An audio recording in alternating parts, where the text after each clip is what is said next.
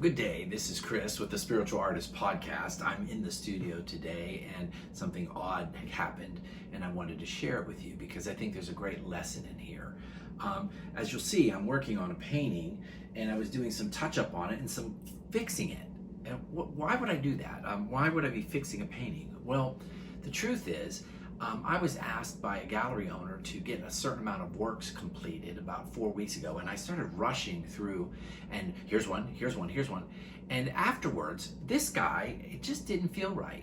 Obviously, I didn't send it to the gallery, it didn't feel good, but I didn't know why. I think I know why now. Because I really wasn't being what I teach other people to be, which is, as a spiritual artist, I teach you to be present, and I teach myself to be present. One of the reasons I wrote the book, The Spiritual Artist, was to remind myself of these lessons, and I realized that I had forgotten the lesson called the rule of medium. It's one of my chapters in the book, but what the rule of medium means, it means that you want to be in that creative place where you lose track and you start actually just being present. You watch what you're doing and you really focus on it. You focus on the line, the edge, the detail of it. You get enamored with the texture of the piece. You get connected to it. You don't rush through it. And we do, or I actually fell into that trap. And so I took it off the wall and I decided, and I think it's greatly improved. I have added a lot of shading and highlight to it. I'm really much more happy with it. That I had fallen into my own trap, which is focusing on getting something done rather than enjoying the process of being. So I was focused on manifesting something and seeing something complete rather than just focusing on the joy of being. What I like to encourage my spiritual artists to do is to focus on stretching the time where you're just in that space. Don't pay attention to whether or not you're going to finish it, or don't put all your effort into finishing it.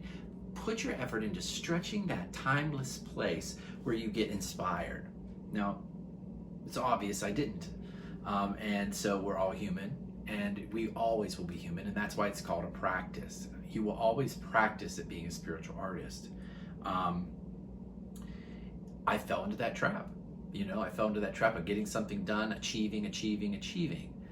In the rule of medium, if you're pushing too hard, a good way to know this, and I am one of those that pushes too hard.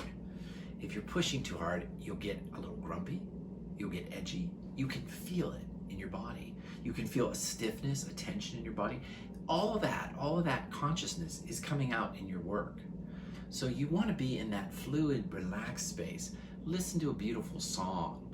Take a few moments and breathe. Do a meditation. If you notice today, as you go out into the world and you go to work, go into the studio, whatever you're doing, driving down the road, if you feel yourself getting edgy or angry or moody, you know that you're not in the right space. You're not in the space of creativity. Slow down. Just slow down. Breathe. Look for something of beauty. Look for a moment of awe. Notice the sky, notice the trees, notice the car in front of you, notice the passenger in your car, notice the other co-worker. Calm down and be present. Most importantly, when you do that, when you calm down and you're present, you can listen and truly hear what's going on around you. You can actually be guided better. You're stepping into the creative process. So, lesson learned here, and I'm sure it's not the last time. And I'm sure there's many other works that I might be pulling off the wall and touching up or fixing.